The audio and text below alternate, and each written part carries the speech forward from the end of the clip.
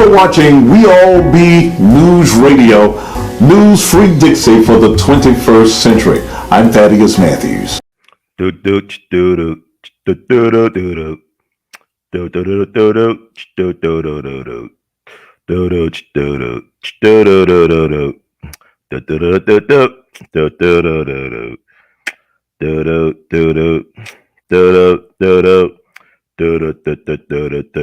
all be.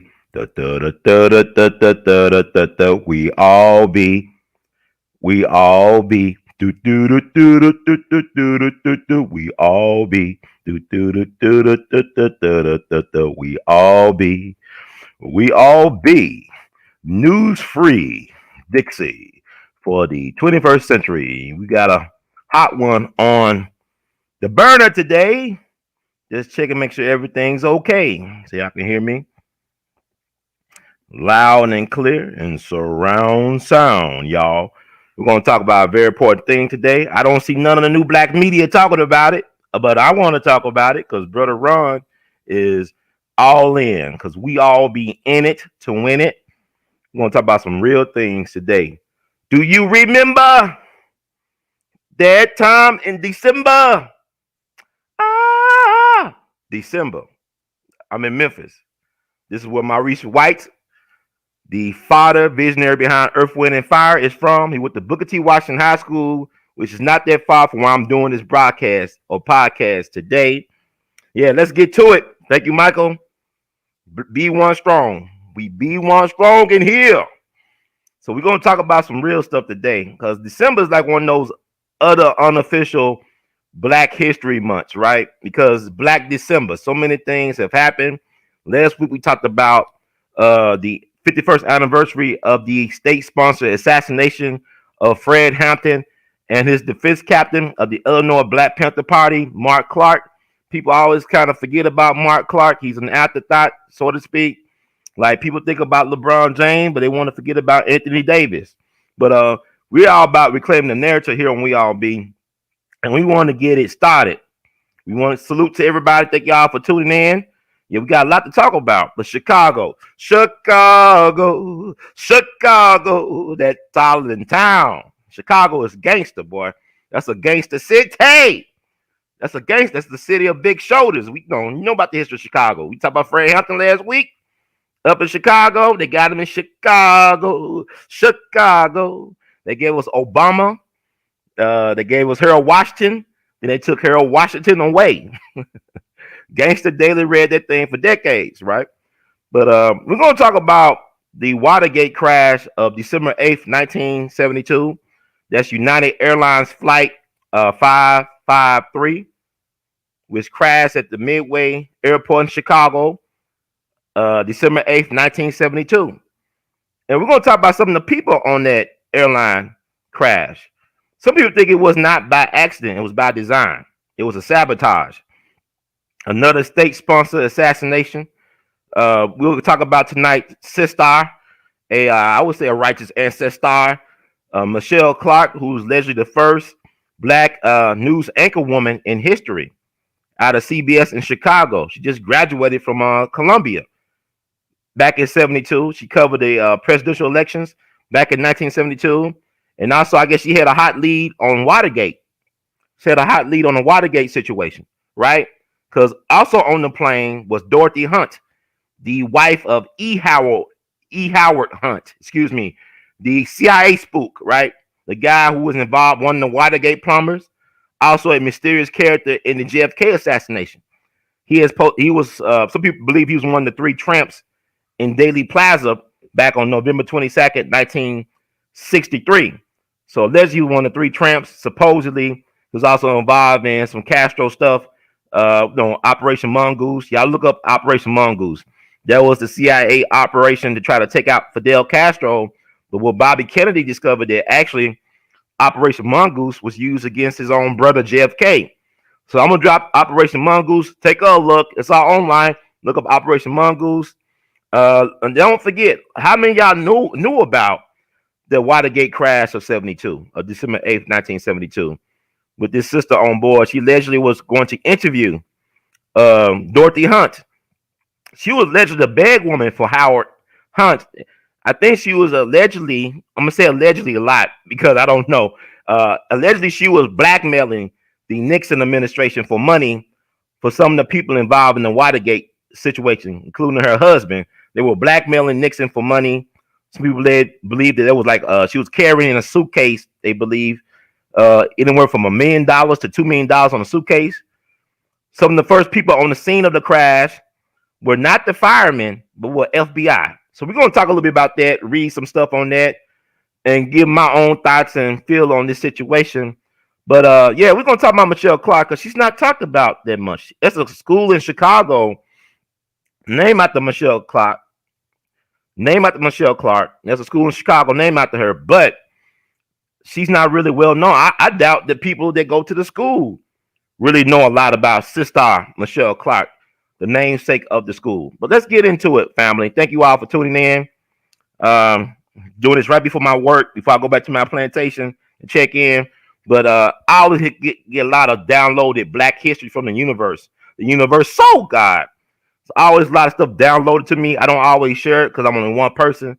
I mean, I got so much going on, and I apologize. People been reaching out to me, phone calls, emails, text messages. I appreciate the love. Now to the folks who are supporting the movement, I appreciate you all so much. And maybe I need to start doing a lot of this full time, but I got a lot of interest I like to get out there. But it's stuff like this that I want this to be household names, right? I want Sister Michelle Clark to be a household name among Black people. I want y'all to understand her story because this stuff is deep. It's not just about what happened December 8th, 1972. This is also what happened to her and her family back in July of 51. We're going to talk about a little bit, as much as I can, on this subject. Thank you all. If you like the words from Brother Herb, please spread the word. Subscribe to We All BTV. That's our official YouTube channel. It's kind of weird. Like I get all this feedback. People love the content, but it's like I'm losing subscribers. It's funny because like I'm gaining views, but I'm losing subscribers, which is interesting. I feel like I'm Barry Sanders of the new Black media. You know, Barry Sanders, one of the greatest running backs of all time. He gained a lot of yards. He's in the top 5, top 10 all time in terms of yardage for NFL running backs. But he also lost a lot of yards because he had no offensive line. So really, I don't have an offensive line. I don't have nobody protecting me. I'm out here in these streets, in these social media streets, like we say in Memphis, streets. We out here in the streets, man, with no protection, man.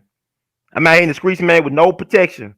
So I'm out here on the front lines doing this work. I'm a one-man movement, but I love the folks that support me. They have been supporting me on a consistent basis over the years through encouragement and also spreading the word of mouth. Donations, I appreciate that. Y'all know how to get at us, support. But let's get into this story about Sister Michelle Clark, United Airlines Flight 553, which was crashed on December 8th, 1972 at Midway Airport in Chicago. So let's talk about this beautiful, righteous ancestor and the sacrifice that was made. Not only her, but some of the people that were on board. Y'all might want to get some notepad and just write these names I'm calling out and other phrases that might be of interest to you. Because all I'm doing is I'm providing you with breadcrumbs. This is not the definitive anything. It's just breadcrumbs. And let me see. Let's get started. Thank you, family, for tuning in and not tuning out, but tuning in, dropping in. You get this information for the nation. Information for the nation. Information for the nation. Michelle Clark, you can find information on her on several websites. Spartacus Educational. Let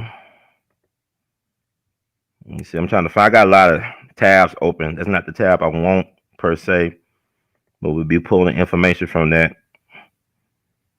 But thank y'all for y'all patience as we make our way through this.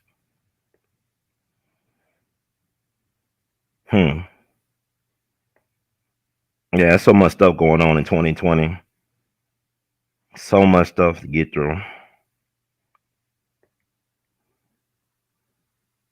Just trying to figure it out like everybody else. Hope all is doing well. Losing a lot of people this year. It's a tough year for the quadruple OGs. Normally, the people that will survive years like this, they dying. This is just an extreme year. So I want to send out blessings and condolences and positivity and love to everybody or anybody who has lost a loved one recently during this crazy year. It's a crazy year. I got so many tabs open. It's ridiculous. To get through this.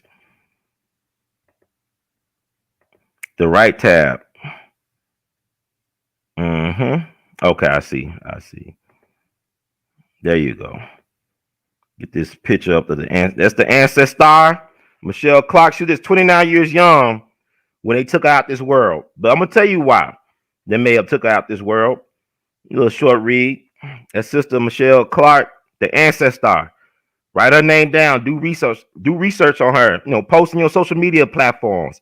Spread this information among your loved ones, family, and even frenemies, because they need to know as well. So let's get to it. Never forget what happened December 8th, 1972. Like we should never forget what happened December 4th, 1969. All this in Chicago, that toddling town. Never forget, on December 8th, 1972. Let me see. I'm going to get her the screen. Ancestors deserve all the love. United Airlines Flight 553 crashed into a residential Chicago neighborhood, destroying 5 homes. It was the first fatal crash involving a Boeing 737 during a commercial flight. Out of the 61 people on board, 41 perished, including 2 more people on the ground, totaling 43 in all.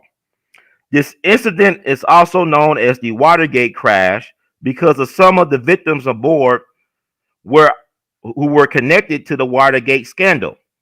This included CIA spy Dorothy Hunt, the wife of E. Howard Hunt, CIA spy, goon, deathbed confessed JFK co-assassin, Watergate plumber, and prolific spy novelist. He was the guy with the big ears in the Netflix The Irishman movie. Some claims suggested that she was carrying a bag or suitcase that contained as much as $1 million in cash or $2 million in traveler's checks, courtesy of the Nixon administration, as hush payment for the legal and family expenses of the Watergate conspirators. The bag was never officially recovered. Allegedly, the first responders on the scene were not firefighters or the police, but the FBI, man. Also on board was Michelle Clark, who is featured right now on our screen. The first Black female news network anchorwoman. She was allegedly working on a news story about Watergate with Mrs. Hunt. Her boyfriend was allegedly CIA as well, or some sources say he was a CIA operative, which is interesting. CIA worked. Also, Mrs. Clark and her family were the targeted victims of the infamous Cicero race riots of 1951. The incident involved 4,000 to 5,000 white folks terrorizing the family over several days after her father moved the family into an apartment building where they were the only Black residents. Cicero is a suburb of Chicago and it was once a stronghold of the Al Capone mob, aka the Outfit. It was also notorious for being a de facto sundown town and very racist towards Blacks. Illinois Governor Adlai Stevenson, who also ran for president for the Democratic Party, I believe twice back in 1952 and 1956, and also I believe he was a UN ambassador for JFK administration. He played a crucial part in negotiating with Russia on behalf of the Kennedy administration. Had to call in the National Guard to restore order. From my understanding, her family had to leave all their belongings, including a beautiful piano, and just escape with their lives. Hollywood cannot make up a story like this, man. Michelle Clark Academic Preparatory Magnet High School in Chicago is named in her honor.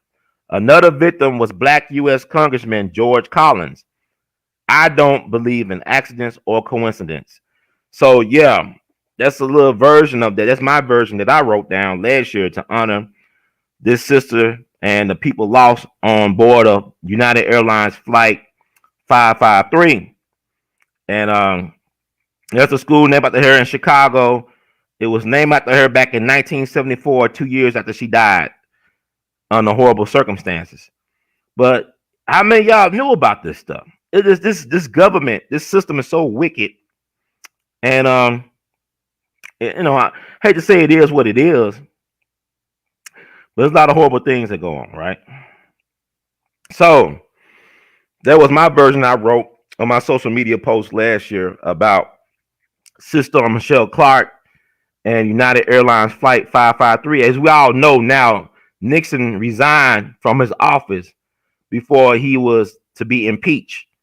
Instead of facing impeachment, he resigned. And I don't care what nobody's saying. Ain't no president ever going to prison for anything. President, one of the best taking care of people on the whole planet. You see how long these presidents live. People come, well, so-and-so going to get more Bay. None of these presidents is ever going to face any prison time. It just don't work like that. Just like right now, they're not trying to acknowledge that election fraud took place. The powers that be, the so-called lamestream fake news media, they don't want to acknowledge that, because to acknowledge that mean that the whole damn system is guilty. The whole damn system is guilty. You understand what I'm saying? So it's a lot to get into. It's a lot to digest. But we all be TV. We be there. We all be in it to win it. We want y'all to understand this history of this country, of this beast. Because a lot of y'all talk about, y'all want reparations. Y'all talk this and that, but y'all don't got the receipts. Y'all don't know how to show receipts, articulate receipts, and things of that nature. And it's very important to do these things, to show the receipts, to articulate the information. You understand what I'm saying? To show the receipts, let people know what's going on. It's very important. And it's important to have this knowledge on hand for yourself. Because knowledge of self is very important going forward. We need a foundation of researching the history, of analyzing these type of events, these deep state events, these events that cause generational trauma, things that we want to forget but shouldn't forget, because it should never happen again. But we see that everything keeps on repeating itself. Everything keeps on repeating. Unfortunate, people talk about Jim Jones, and people don't even understand what really happened in Jonestown and who were involved in what happened in Jonestown. There's a lot of disinformation about Jonestown. And now we still study the Kool-Aid. It's the vaccinations, right? It's all this stuff, but it's either here or there. But just start having an open mind to getting this information, and to also share what you got, because there's a lot of stuff I sit home I don't share because I'm one person. It's very overwhelming for me. I can admit that as a one person, I'm just a conduit, and it's very overwhelming when all this stuff get downloaded to you. You want to share with your people, but you're in a hostile environment. As a black person, it's a very hostile environment, especially if you're a so-called woke black person. This is a very hostile environment for black people. Very hostile. And so we got to keep our eyes on the prize and hold on as much as we can. And I'm going to keep on dropping this information as long as I can. But let's talk about the Cicero riots of 1951 that involved her family. This woman been traumatized. This woman only lived to be 29 years young. You see how much trauma she endured in her short life? We're not even talking about her ancestral memory or ancestral trauma, but just the trauma of this living as a black person in America. Family had to endure. She had to endure it. Not the way she died and why they might have took her out this planet or off this planet. That should be talked about and never forgotten. But yeah, let's talk about the Cicero race riot of 1951. Since we all here, and I got enough time before I got to clock in on the plantation. The Cicero race riot of 1951. Cicero, Illinois, notorious sundown town. When Dr. King and them came to Chicago back in '66 to do the Chicago housing movement, that's where Dr. King got hit with a brick in Chicago. Chicago, one of the most racially polarized places in America. I mean, think about it. People always talk about the South, how the South is so racist and stuff. You know, I remember talking to a woman from Alabama. I will never forget this. I was at Greyhound waiting for my bus to go to St. Louis, I believe, or even maybe DC or St. Louis, one of those places. It was a sister from Alabama that told me how when she was growing up that her father owned a grocery store and some of his biggest customers were white people. This is down in Jim Crow South. Some of his biggest customers that helped drive his business were white people. White people, some of his biggest customers. And this is an Alabama black woman, foundational black American woman, ADOS, whatever you want to call it. That's what she told me. So it's this misconception about the South where it was so divided, whereas the further north you went, the more racially polarized everything became. You got folks in Chicago never seen a white person. They live in Chicago because they stayed on one part of the city. I remember talking to a sister, another sister. This was recent, last 15, 20 years. I talked to this sister.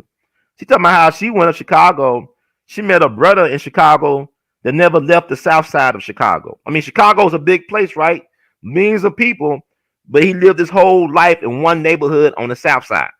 Never left, never went to the west side, never went to the north side. He stayed in the south side. So that's not hard to believe. People are very provincial by nature. You know, how you go to New York, you know, New York got all these sightseeing landmarks you could go to. But if you live in Brooklyn, you might not go to Manhattan or Queens or Staten Island. You can stay in Brooklyn because everything you need is in Brooklyn. Why leave Brooklyn when everything you need is in Brooklyn?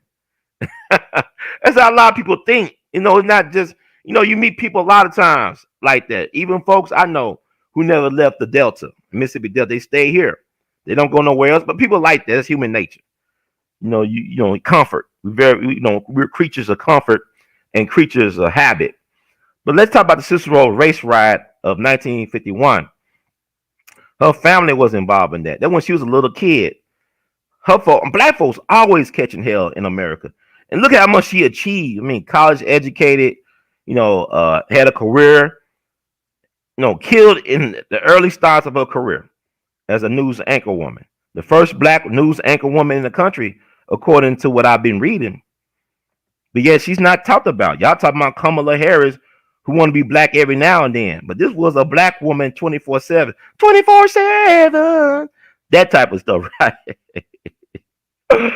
Oh my God. Yeah, I know I'm a clown. I don't care. And I'm trying to see. I'm trying to put up these visuals. I'm trying to get used to this stuff.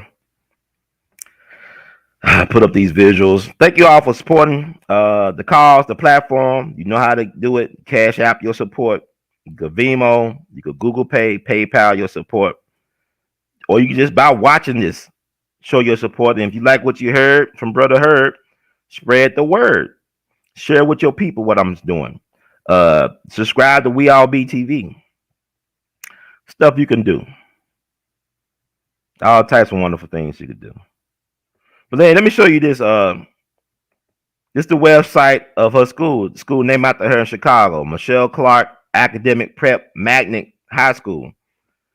But I don't think a lot of students who've been going to the school even know the greatness of Michelle Clark or her sacrifices. I mean, they got a short thing in here. I can read it right quick. Michelle Clark Academic Preparatory Magnet High School, a Chicago public school, is located on Chicago's west side in the heart of the South Austin community. Michelle Clark opened in 1972 as Austin Middle School. In 1974, okay, there you go on the screen. In 1974, Austin Middle School was renamed Michelle Clark Middle School to honor the Chicago-based journalist who was killed in a plane crash in December 1972. In 2002, Clark became a high school with the addition of the first ninth grade class and now serves students in grades 6 through 12. Okay, about Michelle Clark. Michelle Clark was born in Gary, Indiana on June 2nd, 1943. She attended the University of Chicago Laboratory High School, Grinnell College in Iowa, and Roosevelt University in Chicago. In 1972, she graduated from a new program at the Columbia Graduate School of Journalism, created to recruit, train, and place minority journalists. Upon graduating, she began work as a reporter for WBBM TV, a CBS-owned station in Chicago. In July of 1972, she was named as a CBS News correspondent. Her major responsibilities involved coverage of the 1972 presidential primaries. She was killed on December 8th, 1972, in a plane crash at Chicago's Midway Airport. She was 29 years old. The summer program in broadcast and print journalism for members of minority groups at Columbia University, from which Michelle Clark graduated, was named in honor of her memory. So that's her spiel on the website, the official website, for the Michelle Clark Academic Prep Magnet High School. Okay, but we're gonna talk about the Cicero thing. I want to talk about that. I think it's very important. I know it's very important to understanding about the plight and trauma of Black people. This is why we want our reparations. The hell that we've been through, all this hell we caught, we didn't deserve. You understand? All this hell we caught, we didn't deserve. Yeah, thank y'all. Like I said, I got more to share. I got a whole bunch to share. It might not be all in this session, but I just want to do something on the anniversary day of her sacrifice. And let's talk about Watergate, because look what's going on now. Stop the steal, stop the cheat, right? Look at this government. This government won't even give us no stimulus checks. These folks on both sides of the aisles don't give a damn about the people. It's almost like the French Revolution back in the day. Like, let them eat cake, but they won't give us no money to buy cake. How can we eat cake if we don't have money to buy cake, let alone keep our homes? You got 17 million people facing at the end of this month, at the end of this year. This is not about Trump. This is about us.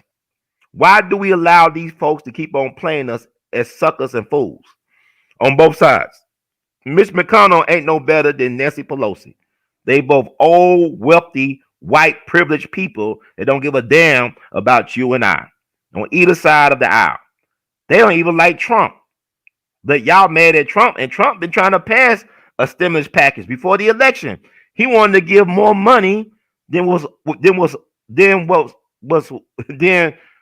on the table. He wanted to give more than both sides were willing to give out. And they still block Trump because I guess they'll make him look too good. But you look at other countries, they're giving their people stimulus packages, covering their pay, their salary from anywhere from 87 to 100%. And they're trying to destroy small businesses. All this stimulus, PP, whatever money is going to big business. It's going to Amazons and the Walmarts. They too big to fail. Y'all remember that, too big to fail? But yet, more people in this country are employed by small businesses. Small businesses employ the most people in America. But yet, they're trying to sabotage small businesses like they did the middle class, the working class, and even the poor. Read Adam Smith's Wealth of Nations. They were written centuries ago. Adam Smith's Wealth of Nations. He was against providing corporate welfare for big business. He did not believe that big government should be providing welfare for corporations. That corporations should be a limited idea of project. But yet we're propping up these corporations, right? At the expense of the people. They won't even give you back the money they took from y'all or from us. $1,200. Y'all rent is more than $1,200. So that's not even nothing. But yet they want the people to suffer and starve. But I'm going to feed my people through giving out information dissemination. I'm going to feed y'all with this information. So that's what we're going to do. And thank y'all so much for y'all patience in this matter. We'll try to talk slow as much as I can. I got a lot on my mind. I know I talk fast for a lot of y'all. But try not to get too excited. Like I said, more to come. But whoo, man. Mm-mm-mm. It's crazy.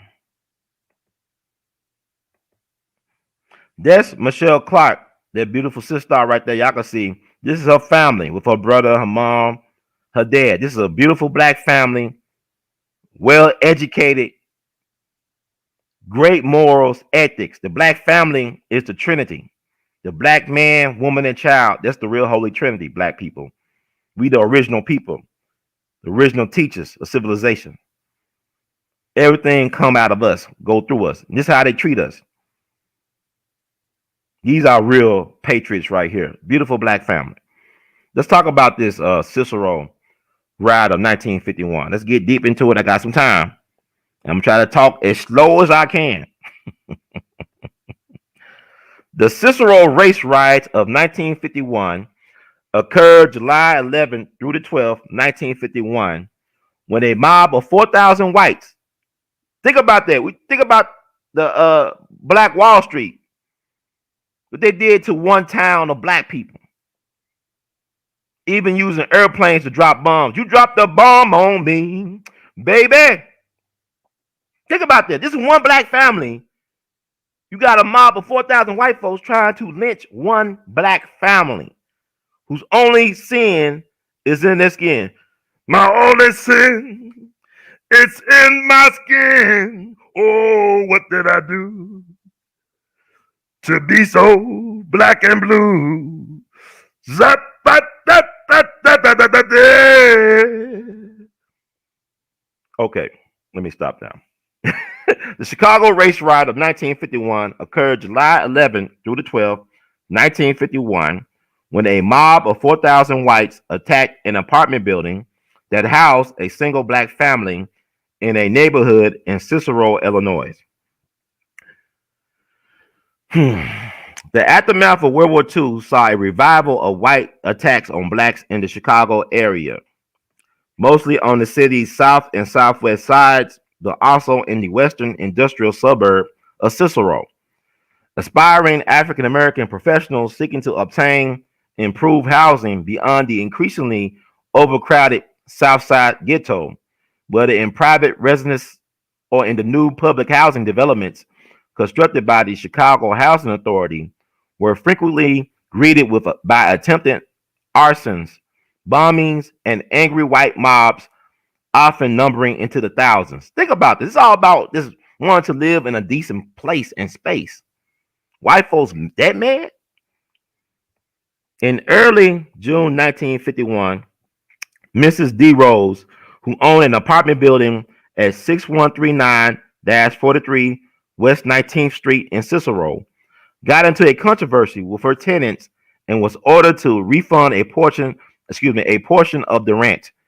Afterwards, out of anger and on profit, she rented an apartment to Harvey E. Clark Jr., an African American World War II veteran and graduate of Fisk University, and his family in an all-white neighborhood.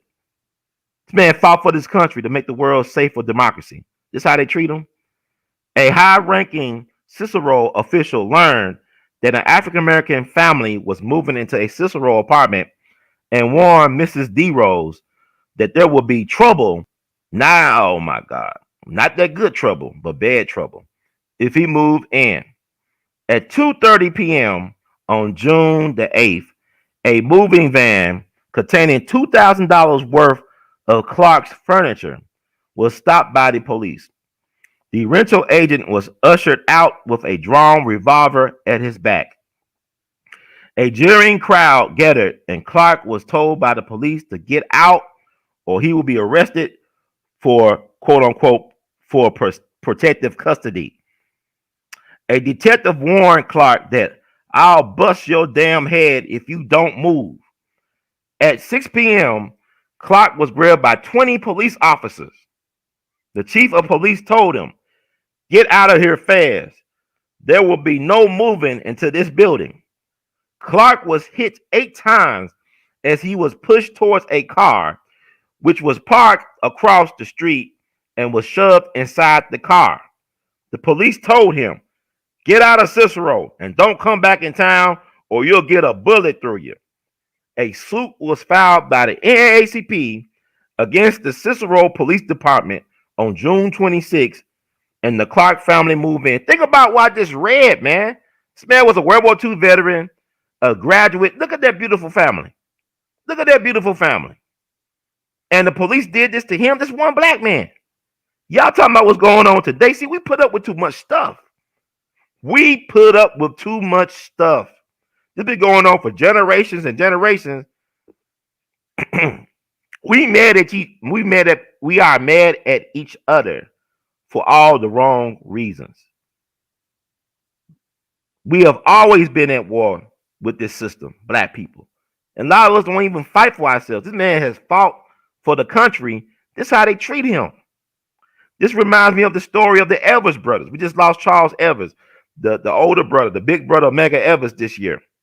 And there's a story when they came back home from the war, they wanted to register to vote at the courthouse. The same white boys they grew up with, that they played football, now this stuff with, were the same white boys that faced them down with their rifles and guns pointing at them. When they tried to arrest, these black men fought in World War II. Medgar Evers was a part of the Red Ball Express. Charles served in the Philippines. He fell in love with this Filipino woman, but could not bring her back. He did not want to bring her back to Mississippi. So he left her back in the Philippines. He probably got some kids over there. I don't know. But the older woman at the courthouse told them, I understand y'all frustration, but not today. It can't happen today. So they left. This is Charles Evers and Medgar Evers, World War II veterans. After they made the world safe for democracy overseas, they want to practice and exercise their right to vote, and they were not allowed. So think about this brother Clark. Not only was he a World War II veteran, but also a college graduate. Beautiful family. Look at that family. That's a beautiful family. And this man had the whole police of Cicero come down on his head. Y'all think about what happened to George Floyd up in Minnesota. He had that one officer, Officer Derek Chauvin, with his knee on his neck. This brother had a whole goon squad of Cicero police on his neck. If not physically, but look at what they did to this brother. The harassment, the abuse of power.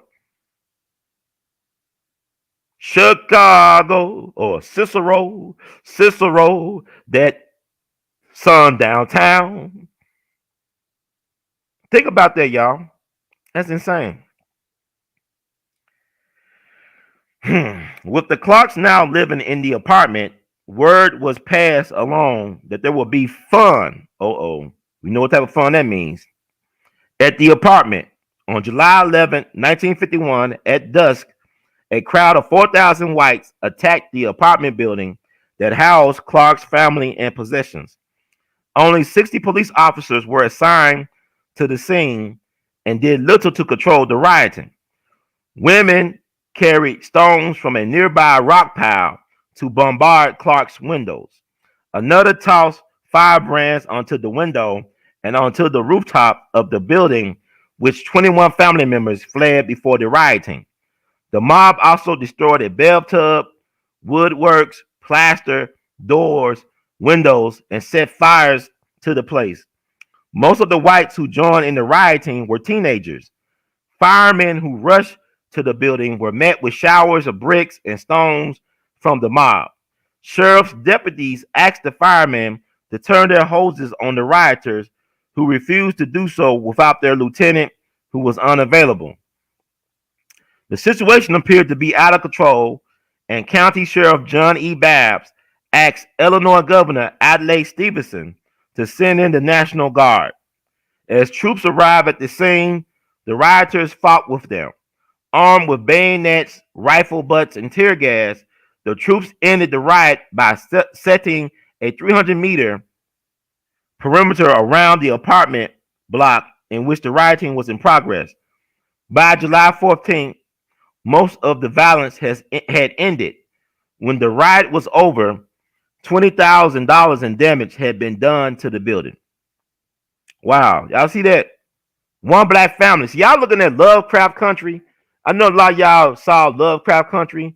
I think they did a great job of showing how it was back then with the sundown towns and even the situation in Chicago, where she had that housing situation when she moved to that white neighborhood and the problem she was getting. That actually happened. Look at what happened back in July of 51. You had 4,000 to 5,000 white people, white man, white woman, white child, attacking one black family.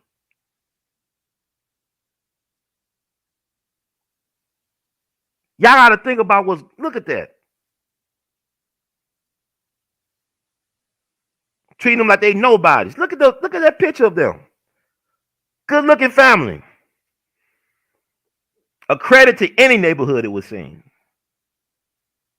Sad. Really sad. And this is why you got to know this history. You know, I don't care about no football and basketball. A lot of y'all too concerned about the bread and circuses. I'm trying to feed y'all the good stuff. Because this is important to me. And this stuff be on my mind. Like, I live with this stuff. This stuff be, the ancestors speak to me. Ain't no spooky stuff. They speak to me. They remind me. They constantly remind me, Ron, you know, today is this date. Tell them about us. Tell them about this. A lot of times it'd be a burden for me. Like, damn, I don't want to talk about all this. I don't want to be this person. But like Baba Dick would say, once you put the magic glasses on, you can't take them off. And I can't force y'all to see things the way I see them. But I can just share my point of view and let it be. And I did my job. But there's so much on my mind, so much stuff happening. If people just take the time to remember this type of stuff, remember this sister, Michelle Clark, remember she's one of us. Look at all the trauma she's been through. Yes, she was able to achieve. She was able to graduate college with honors and do the things she tried to do, and then cut her life short because she was trying to do a job as a journalist. This is right before all this Watergate stuff started coming out. I mean, they killed her. Whoever they is, y'all know who they is. Don't be tripping. Ain't no such thing as an accident. Ask Ron Brown about plane crashes and so-called accidents, okay? You can't ask Ron Brown because he's been dead since, what, 96 or 97. I got to do a show about Ron Brown. And Baba Dick Gregory was involved in exposing that. But guess what happened? As soon as we about to get the truth about Ron Brown out, the Clinton sex scandal happened. That's what they do. Watch the movie Wag the Dog. So the aftermath, right? The Cook County grand jury failed to indict any of the accused rioters. Instead, indicting Clark's attorney from the NAACP, George N. Layton, later a federal judge. His own defense counsel will be future justice of the Supreme Court, Thurgood Marshall. Wow. They indicted his attorney. Yeah, 4,000, 5,000 white folks losing their damn minds for several days. And the only person who gets indicted is Clark's attorney, the victim's attorney, and as well as the owner of the apartment building and the owner's rental agent and lawyer on charges of inciting a riot and conspiracy to damage property. The charges were dropped after widespread criticism. Now, of course, they should be. It should never have been charged for that BS in the first place. A federal grand jury then indicted four Cicero officials and 3 police officers on charges of violating Clark's rights in connection with the race riots after the United States Attorney General launched an investigation of the incident. Charges were dropped against the fire chief, whose firefighters refused to direct their water hoses at the rioters when requested by the police and the town's president. Think about, like, I guess, would it be like 12 years later in Birmingham, Project C Birmingham? The firemen had no problem putting fire hoses on black men, women, and children, and the police had no problem sticking dogs on black men, women, and children. But folks actually breaking the law, white people had protection from the law as they broke the law. Sound like something happened this past summer, or a couple incidents. The police chief and 2 police officers were fined a total of $2,500, equivalent to $25,000 in 2019. Imagine, I think, the Clark family lost $2,000 worth of furniture. So I mean, they lost almost, I guess, a little bit over $20,000 in today's money, I guess. So yeah, they said, I'm gonna read that again. The police chief and 2 police officers were fined a total of $2,500 for violating Clark's civil rights. The federal prosecution was hailed as a courageous achievement, since it was rare that civil rights in housing has steered action by federal officials. See, y'all want to talk about how Donald Trump discriminated against black people in the 70s over housing, but this is just America's pastime. And isn't it ironic that Donald Trump, the slum lord, it was the one that was trying to save people from being evicted in 2020. He's the one that put the moratorium in place on evictions. The so-called slum lord, Mr. Redliner. Okay, y'all don't know who to really be mad at because y'all don't got the information. But I'm telling y'all today, y'all gonna learn something tonight. Y'all learned about this. The Cicero race riot of 1951 lasted several nights, involved 2,000 to 5,000 white rioters, and received worldwide condemnation. It was the first race riot to be broadcast on local television. Wow, this is 1951. This is 4 years before Emmett Till for the Montgomery bus boycott. This is before the 1960s. This is 1951, y'all. It was the first race riot to be broadcast on local television. I believe Truman was still president. Most viewed the rioting in Cicero from the comfort of their living rooms on TVs before they read it in papers. See, black people pain is white folks' entertainment. This proves it. As Cicero burned, black folks' pain is white folks' entertainment and profit. Black pain, white wealth. Black pain equals white wealth. See how it works? The press in the 1940s Chicago housing attacks was largely ignored, but when the eruption occurred in Cicero in 1951, it brought worldwide condemnation for the first time and a dramatic climax to an era of large-scale residential change. The black population continued to increase in Chicago despite the incident, and the Chicago Housing Authority reported a decrease in the number of black families requesting police protection. Although the housing assaults did not end, they became less frequent in the immediate aftermath of World War II. In an editorial dated July 14th, 1951, the Chicago Tribune used their disapproval of rent control to explain why the mob's behavior should be condemned, stating, "We think it was wholly indefensible, exactly as we think the similar behavior of the majority tenants or on rent control is wholly indefensible. When majorities are right, it is not because they are majorities, but because they are right. When majorities abuse their strength to impose injustice upon a minority, they are always wrong, whether the victims are economic, a racial, a religious, or any other kind of minority. The buildings at the center of the riots are still standing and occupied as of 2017. Harvey E. Clark Jr. died in 1998, age 75, at his home in Swannanoa, North Carolina. So yeah, y'all learned something new. I love y'all never heard of this stuff before, probably. I don't know. That's why I do what I do. But it's important to talk about this stuff. Think about the pain this man had to endure. He died at 75, but think about the heartbreak. The Cicero thing, I know there had to be like a lot of post-traumatic trauma. He served in World War II. You talking about how they treated our soldiers back in World War II. I know both my grandfathers served. My grandfather talked about it. My maternal grandfather talked about it. He basically sacrificed his health. He sacrificed his health to serve this country. And he talked about some of the pain that he had to endure when he came back home. He lost his daughter. You know, think about the man. He went to that in 51. Then he loses his daughter 19 years later, the way he lost his daughter. That's our story, man. You know, we know stories of elders and ancestors that left home to get some bread and never came back from the grocery store. We got them stories. So this is why we got to know this history, our history, and reclaim this narrative. But yeah. Oh, I think have y'all learned anything? I hope y'all learned something. I could go on and on. I got to go to work, my real job. I'm not the agent that people think I am. Not that type of agent. I'm an agent for the truth. I'm a thought provocateur. I want y'all to think for yourselves and do y'all research. Let's talk about another victim that died on this plane crash to get ignored. But before I do that, I want to play something from Baba Dick Gregory. Baba Dick Gregory, he is with us. He's more powerful now as an ancestor, as a righteous ancestor than he was as a human being. And he was an amazing human being, a force of nature.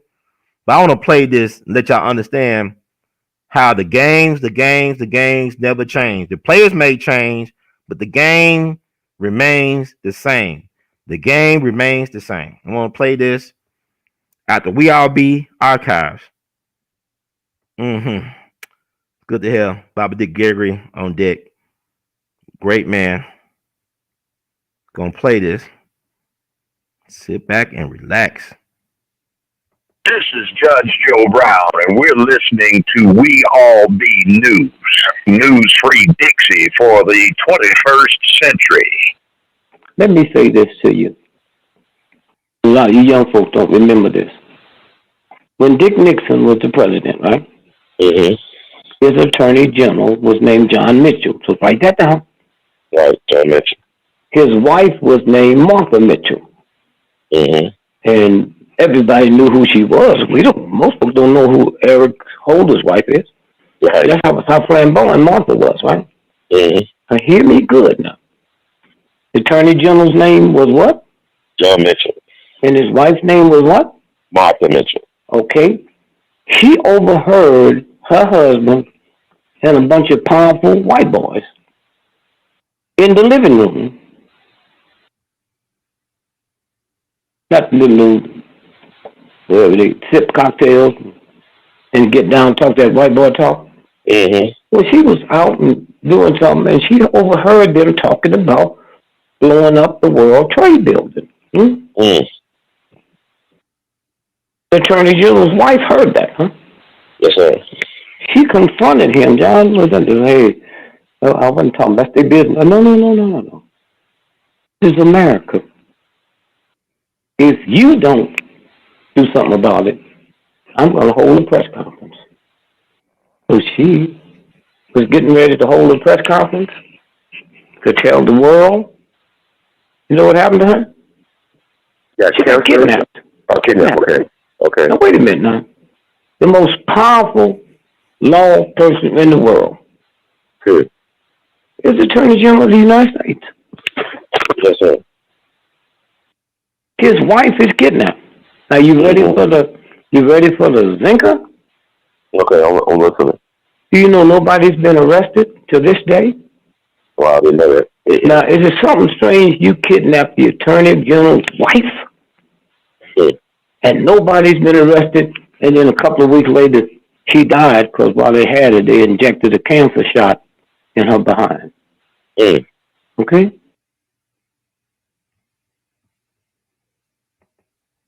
Yeah, man, that's deep right there. Y'all know about Martha Mitchell. She's from Arkansas. They call her the mouth of the South. You know, I like wrestling. You know, Memphis is one of the capitals of wrestling. A lot of the greats had to come through Memphis in order to make it in the big time. But Martha Mitchell was married. Wait a minute, let me remove this. Let me see something.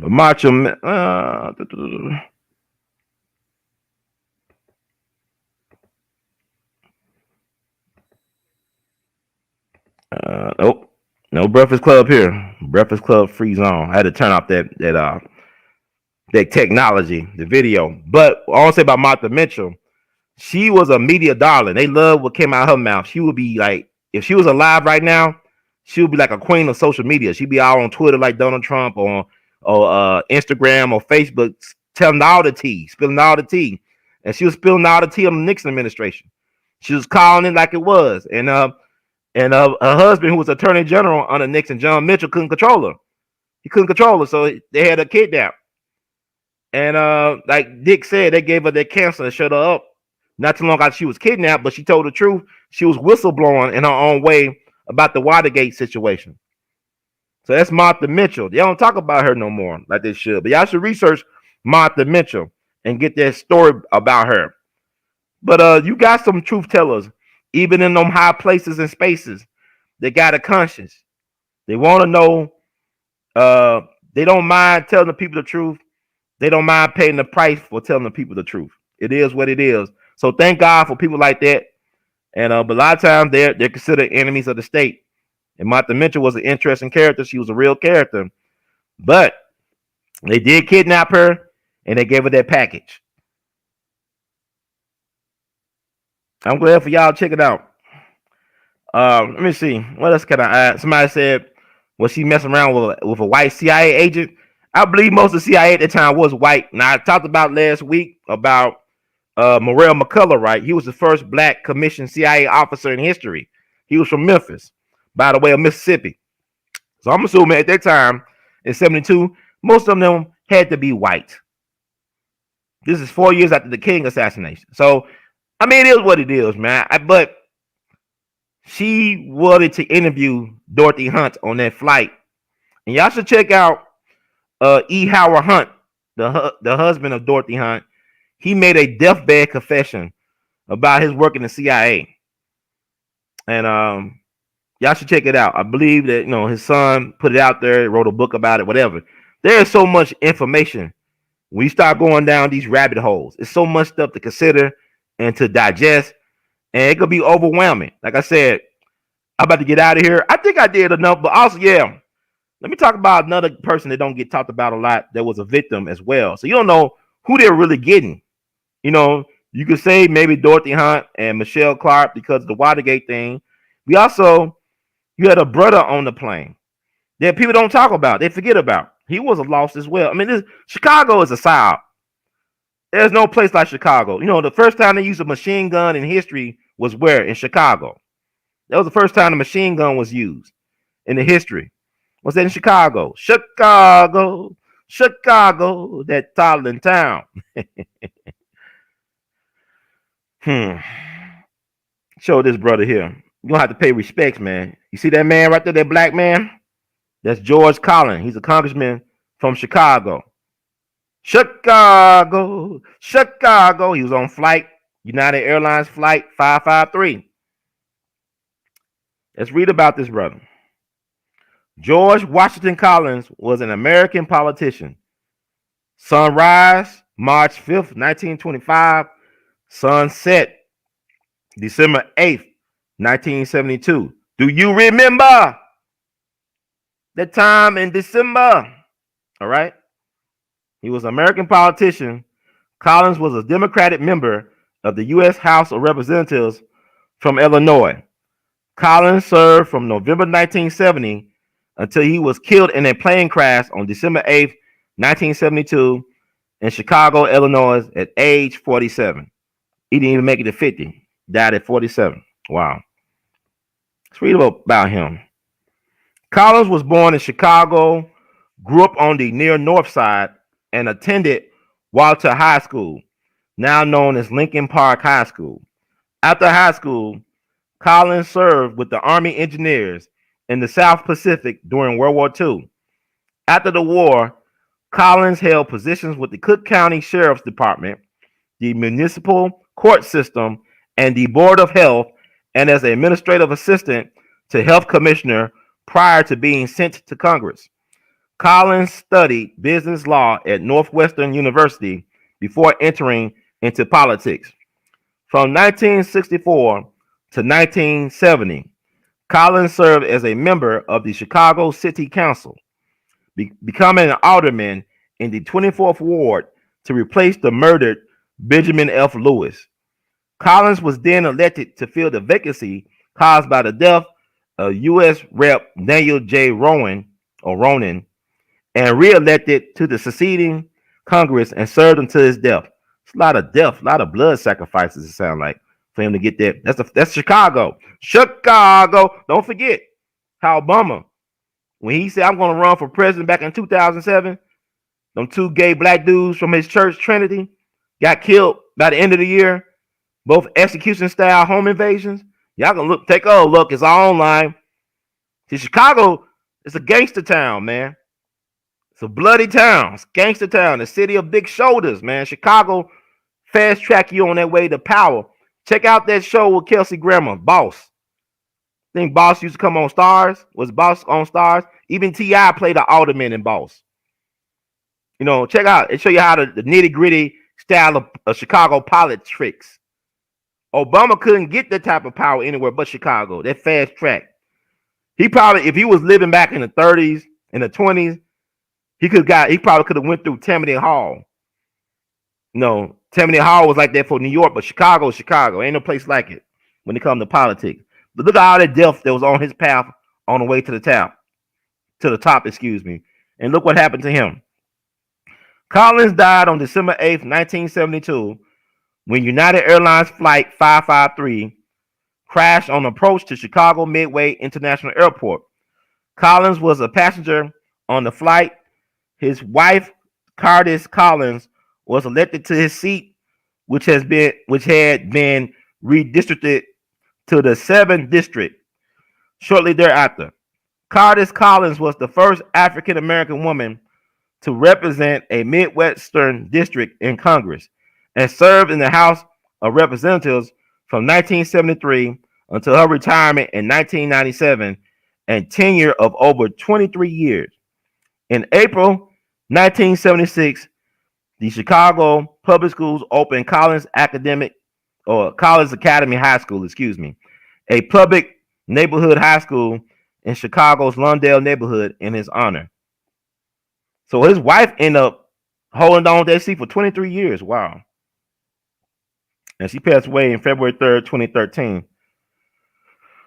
Ain't it interesting that the two black folks that get killed on the plane get schools named in their honor? Where's the Fred Hampton Senior's High School then? The state killed them too, allegedly.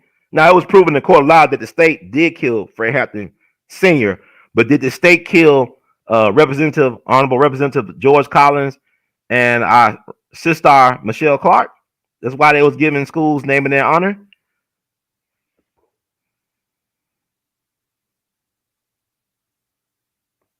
Yeah, Martha Mitchell did have a big mouth, and she got killed because of it. Let's keep her from talking. She did have a big mouth. She was a mouth of the South, like Jimmy Hart. You know, they always talk the mouth of the South. Jimmy Hart, who used to manage the wrestlers on TV back in the day. Jimmy Hart is from Memphis, of course.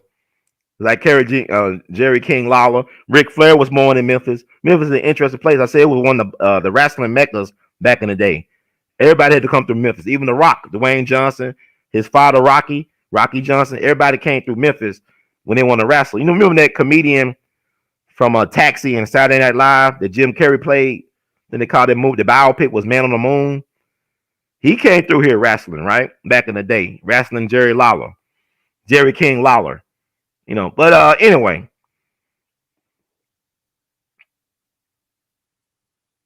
Yeah, they did care to assassinate Martha Mitchell, right? So I think that's enough for this time. I think that I didn't really get deep into Watergate, but know that, you know, the same folks behind Watergate or the same entities also were behind the assassinations of the 60s. JFK, RFK, Malcolm X, Martin Luther King Jr. The government has its fingerprints on all of these assassinations, state-sponsored, allegedly, but really could be proven because you had the church committee hearings of the 70s. You know, Senator Frank Church from Idaho, he had a conscience, and they got rid of him, I believe, in the 80s. He had got the cancer package too. But before that, this committee did a great thing in exposing the abuses of the intelligence agencies, COINTELPRO, and all that stuff. Take a look. It's all online.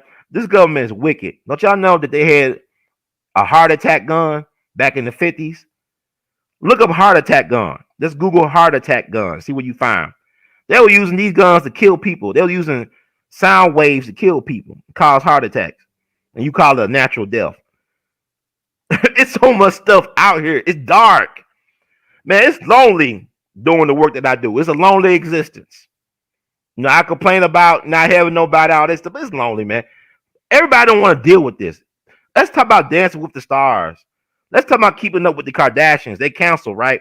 Let's talk about Scottie Pippen's thottish wife. Let's talk about anything but the truth and how to liberate ourselves.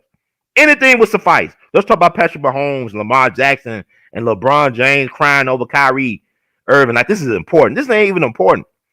That's why I know we ain't serious, because we not talking about the right stuff. We too preoccupied with the BS. Y'all too concerned about what Cardi B is thinking, what Meg Thee Stallion is thinking, about people twerking. We too much concerned about the wrong stuff. This is what I'm trying to tell you. Study this stuff. I just gave y'all some crumbs, right? So I'm gonna end it because I think I said enough. I could got into the Watergate real deep. No need for that. Do y'all homework. Y'all got a homework assignment to do. You understand? So it's a lot to take in. It's a lot to take in. It's not for the weak-minded or simple-minded. It's not for that. And like I said, I can talk about a lot of different things. It's a lot. It be a lot on my mind, man. Be a lot on my mind. I can't get everything out. You know, I don't want to. I got a lot of else stuff going. I got my own personal issues to deal with. But like Dr. King said, that human salvation lies in the hands of the creatively maladjusted. Human salvation lies in the hands of the creatively maladjusted. So y'all too concerned about who's screwing who. Is he on drugs? Is she on drugs? All this ain't about the messenger. It's about the message. It's like your mailman. Your mailman could be a crackhead, could be a pedophile, could be abusive towards his wife and kids. But as long as he deliver his mail or deliver your mail to your mailbox, your PO box, he's doing the job he's supposed to do. If he's a mailman, his job is to deliver the mail. If I'm a messenger, my job is to deliver the message. Trust me, if you follow me around for 24 hours, 7 days a week, you will be disappointed. Oh, brother Ron, man, I thought you was like this, but then you did this. I'm a human being. I reserve the right to be screwed up. It's my birthright. But you know what? I do have a moral compass and a code. I do have a conscience, and I do love black people. I even love black women. Even when y'all don't love me, it is what it is. I love y'all. I haven't given up on black women. My mama's black. My sister's black. My aunt's black. My aunties are black. I go on and on. But I got to be honest. How I felt I've been treated over the years by some black women. And if you feel like I'm speaking about all black women, that's on you. But here I am taking the time to tell y'all about a black woman who led an interesting life that was cut short for whatever reason. I'm talking about black women like Alberta Odell Jones, Michelle Clark, Ida B. Wells, Fannie Lou Hamer. I love black women. So it is what it is. But thank you. Let me read the disclaimer. Thank you, Nikki. We love you madly. I appreciate that. It is lonely on the road to truth, but it is what I'm living my truth. I'm walking in my truth, and I'm sharing my truth.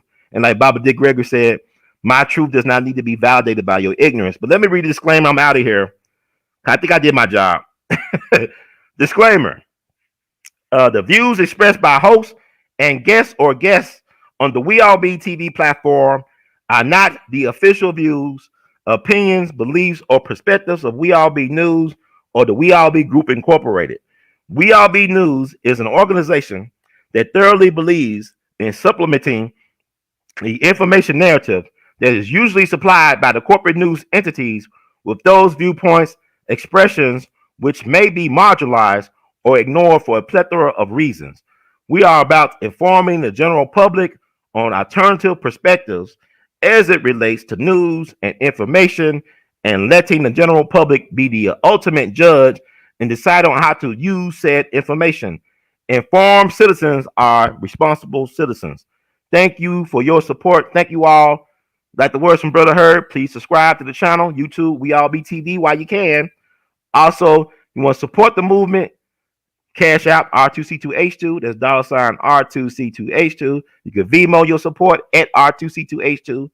PayPal or Google Pay R2C2H2 at gmail.com. You can buy Artivist art R2C2H2.com. You can wear Artivist art. Go to our Teespring at that shelf below the description. Access our Teespring website. That's what we call it, R2C2H2's place. Got some more things to share with y'all soon. Let's get my mind right. Let me check in on this presentation and do my overseer job. Thank you all for being patient, for listening. Please forgive me. I like to speak real fast, stammer on my words, misspeak sometimes, but it's all done out of love. So thank you all. Because it was one time I couldn't even speak. And that's another story for another day. I couldn't speak at all when I was young, but that's another story. But thank you all. God bless. Words of Great Skeleton. We love you madly. Keep on producing and pushing. One love.